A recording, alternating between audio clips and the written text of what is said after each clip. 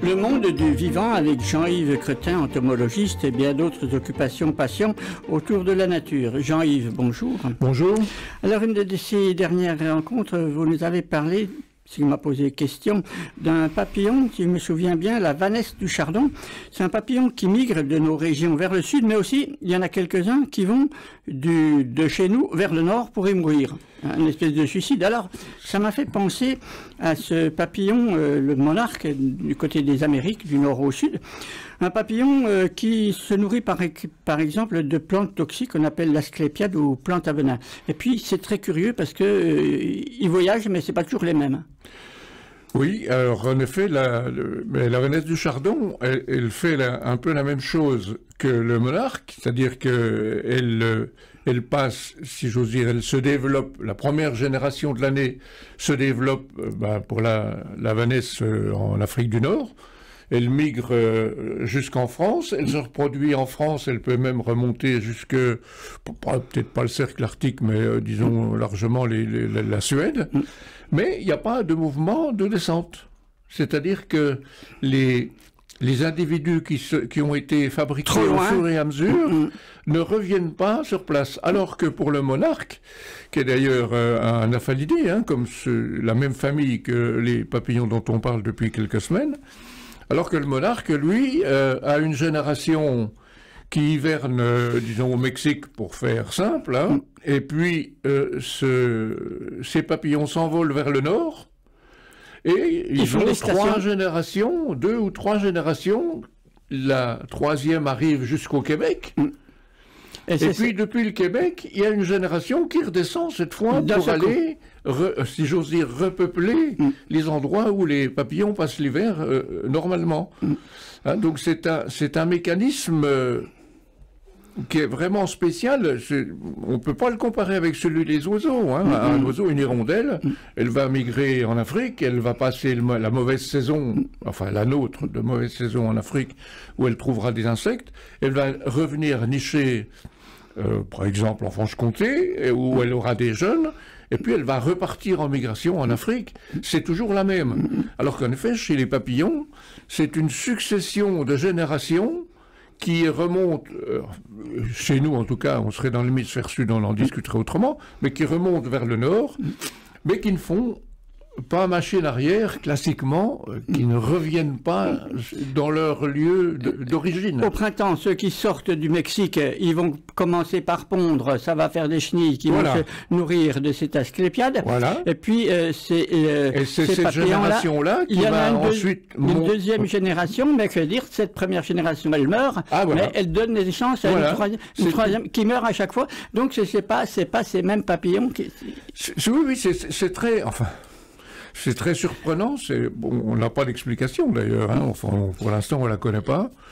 Il faudrait qu'ils aient dans le cerveau, dans ces générations, qui se passe le problème. On dit que c'est génétique, c'est-à-dire que c'est inscrit dans leur patrimoine.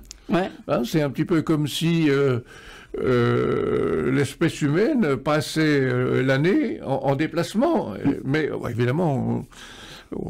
La comparaison n'est pas possible puisqu'on a une vie qui est suffisamment longue alors que ces insectes vivent quelques mois.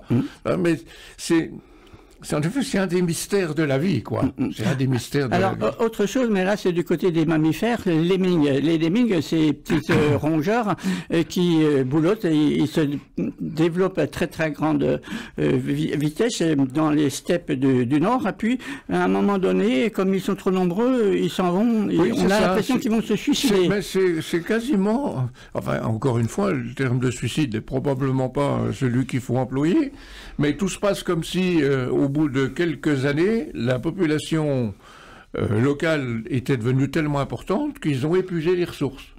Donc ils n'ont aucune façon de s'en sortir. J'ai envie peut-être là de faire une petite comparaison avec les migrateurs humains. Comme il n'y a plus rien chez eux, ils vont voir ailleurs s'il n'y aurait pas quelque chose à faire. Et ces lemmings, évidemment, traversent des étendues d'eau où ils se noient et ils ne reviennent pas en arrière.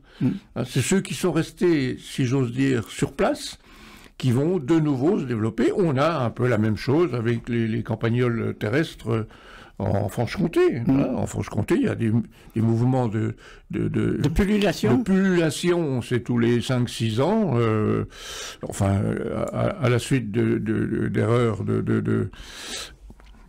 l'erreur. On sait maintenant que c'est une erreur, mais à la suite de la modification des conditions locales, à la limite, on a favorisé le campagnol, en supprimant la forêt, on lui donne la possibilité d'avoir de la prairie bien plus abondante pour elle.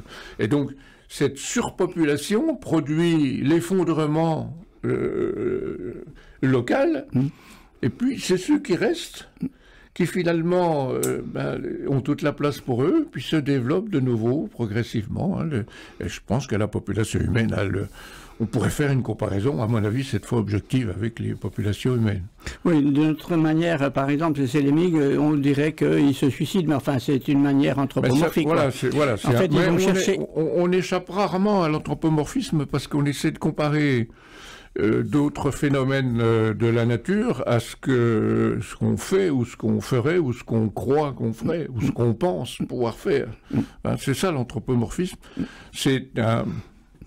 C'est une sorte de raccourci, puis souvent ça nous arrange. Voilà. Après cette excursion, eh bien, la prochaine fois, on va revenir dans la suite de nos émissions sur le papillon, c'est des tours des nymphalides, le sylvain. Voilà. Et j'en profitais pour corriger une petite erreur que j'ai faite la dernière fois. D'accord. Eh bien, merci, à la semaine prochaine.